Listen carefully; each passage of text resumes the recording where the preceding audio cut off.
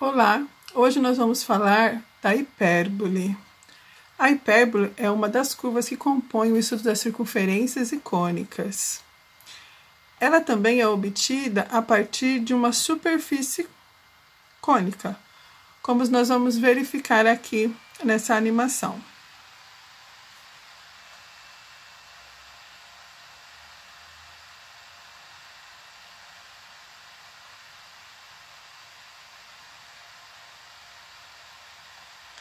Note que nas etapas da animação, primeiro partimos de uma superfície cônica, um plano cortando essa superfície cônica, cortando as duas folhas ao mesmo tempo, e aí a obtenção da curva. A hipérbole possui essa representação. E ela também está presente no nosso cotidiano, apesar de às vezes a gente não notar. Por exemplo, aqui eu coloquei uma luminária na parede e a projeção da luz, ela tem uma forma de hipérbole. Assim como nós temos alguns monumentos e construções. Aqui é uma escultura na Alemanha, que é um hiperboloide de 52 metros de altura. E aqui, uma igreja projetada por Niemeyer, que também possui várias estruturas que são hipérboles, que compõem aí essa estrutura, essa igreja. São só alguns exemplos de como, às vezes, a forma está presente na nossa vida e a gente não para perceber e não associa. A hipérbole, assim como a circunferência e a elipse, é uma curva, são curvas constituídas por infinitos pontos. Representei aqui alguns pontos e peguei um ponto P para mostrar que a distância desse ponto P até um ponto que a gente vai chamar de F1, foco, ao outro ponto, que é o F2, então a distância do ponto P ao foco 1 e a distância do ponto P ao foco 2 também vai ter uma relação. A relação entre eles é uma relação de subtração, é a diferença. Então, a diferença dessa distância vai ser sempre uma constante. Hipérbole é o conjunto de todos os pontos que a distância a dois pontos fixos tem diferença em módulo constante. A diferença em módulo constante. No plano cartesiano, então, a hipérbole vai ter os dois focos representados, o ponto P, mostrando a distância do P ao foco 1 e do P ao foco 2. Lembrando que a distância, a diferença dessas distâncias será sempre um ponto fixo. Aqui nós temos uma animação em que a gente também busca mostrar isso. Se você parar o vídeo e você fizer essa subtração, você vai notar que tem sempre um valor constante a subtração entre os dois segmentos vermelhos ou entre os dois segmentos verdes aí representados. Quais os principais elementos?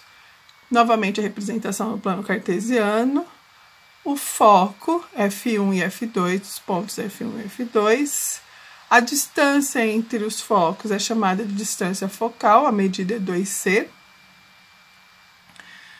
A hipérbole também possui centro C. A distância entre o ponto A1 e o ponto A2, que são os pontos mais próximos, é chamado de eixo real. E a medida é 2A. Nós teremos na hipérbole um eixo que não aparece. Então, ele não vai aparecer na curva, ele é chamado de eixo imaginário, justamente porque ele não aparece. E ele é dado pelo segmento dos pontos B1 e B2. Esse eixo imaginário também tem uma medida. Essa medida é 2B. E, por fim, a perpendicular entre o eixo real e o eixo imaginário nos permite triângulo retângulo e a relação de Pitágoras novamente. Aqui, percebe que o A é um dos catetos e o A é metade do eixo real. O B é o outro cateto, que é a metade do eixo imaginário. E o C, que é a hipotenusa, é a metade da distância focal. Essa relação nós utilizaremos na resolução das atividades. Agora, visualize aqui na imagem. Eu tracei uma reta, retas verticais passando pelo ponto A1 e A2, e retas horizontais passando pelo ponto B1 e B2, de maneira que eu obtive esse retângulo. Traçando uma reta, passando aqui na diagonal do retângulo, pelo centro C, as duas diagonais serão duas retas. Essas retas compõem importante elemento da hipérbole, são chamadas de assíntotas. Representando novamente o triângulo de cateto AB e hipotenusa C, nós conseguimos verificar que o coeficiente dessa reta é dado por θ. E o θ, a tangente de θ, é B sobre A. Então, nós podemos dizer que o coeficiente angular das assíntotas vai ser sempre B sobre A. Ele vai ser B sobre A positivo se a assíntota é crescente e ele vai ser B sobre A negativo se a assíntota é decrescente. Essa é mais uma relação importante que nós podemos utilizar na resolução das atividades. E a última relação matemática é a excentricidade, que é dado pela sentença matemática E igual a C sobre A. Essa excentricidade nós vamos tratar um pouquinho à frente da aula. Bom, assim como a elipse, a hipérbole também pode estar posicionada de várias formas no plano cartesiano. Então, aqui a primeira representação eu tenho uma hipérbole e o eixo real está paralelo ao eixo x. Na segunda representação, eu tenho uma outra hipérbole, vamos dizer assim, deitada. O eixo real, olha aqui o eixo real, ele está paralelo ao eixo y. Então, de acordo com o eixo real, se ele estiver paralelo ao eixo x ou paralelo ao eixo y, nós teremos diferentes equações. Da mesma forma ainda, nós temos a hipérbole na origem, o centro dela na origem. Quando o centro da hipérbole estiver na origem, o eixo real dessa primeira, ele está em cima do eixo x. E na segunda, o centro está na origem e o eixo real está em cima do eixo y. Então, nós teremos também uma equação para cada. Agora, nós vamos para a equação da hipérbole. Aqui nós temos a primeira hipérbole representada. A hipérbole está centrada na origem e eixo real em cima do eixo x. Equação x² sobre A² menos y² sobre B² igual a 1. A segunda, nós temos uma hipérbole também centrada na origem, com eixo real em cima do eixo y. A equação é y² sobre A² menos x² sobre B² igual a 1. Na terceira, nós temos a hipérbole fora da origem. Então, aqui, o seu eixo real está paralelo ao eixo x. É muito parecida com a primeira, só que agora vai entrar as informações do centro. Então, fica x menos xc tudo ao quadrado dividido por A² menos y menos yc tudo ao quadrado dividido por B² igual a 1.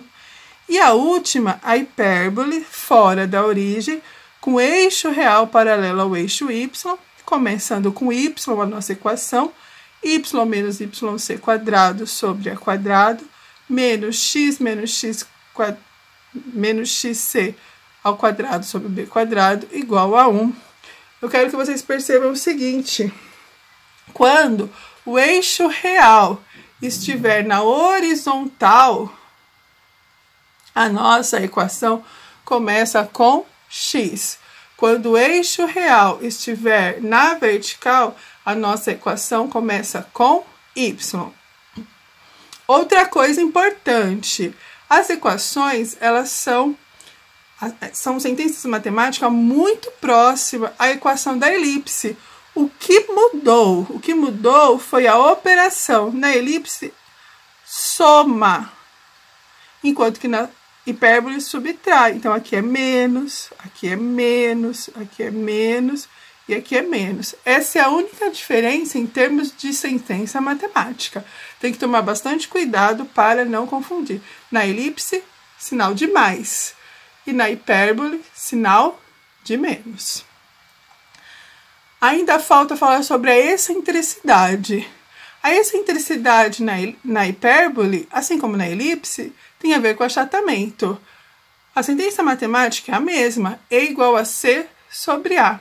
Só que agora, o E vai ser sempre maior que 1, porque o C é maior. Então, vamos verificar como ocorre. Quanto menor o E, mais achatada a hipérbole. E quanto maior o E,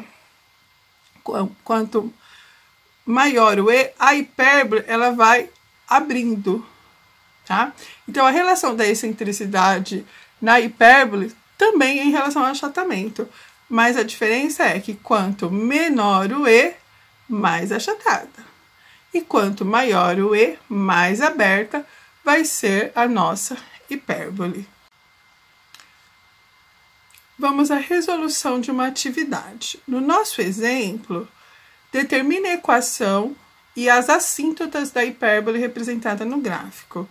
É importante fazer algumas anotações. A primeira é que essa hipérbole está centrada na origem. E a segunda é que o eixo real, observa ali o eixo real no gráfico, ele está em cima do eixo x. Então, o eixo real está em cima do eixo x. Eu poderia colocar eixo real está na horizontal. Essas duas informações me indicam que eu tenho que usar a sentença matemática do tipo x² sobre a ao quadrado menos y² sobre b² igual a 1. E para eu terminar a equação, basta descobrir os valores do A e os valores do B. Voltando no gráfico, onde está o A? O A é a metade do eixo real. Então, o A é essa medida. A igual a 1. O B é a metade do eixo imaginário. Poderia ter aqui o ponto B, mas não foi especificado. Então, nós vamos usar o C para calcular. Quem que era o C? O C é a metade da distância focal. Nesse gráfico, C é igual a 2. E aqui, nós vamos usar a relação de Pitágoras, que diz que C ao quadrado é igual a A ao quadrado mais B ao quadrado. O C é 2, vai ficar 2 ao quadrado. O A é 1, 1 ao quadrado, mais o B ao quadrado, que eu quero saber. 4 é igual a 1, mais B ao quadrado. B ao quadrado é igual a 4 menos 1.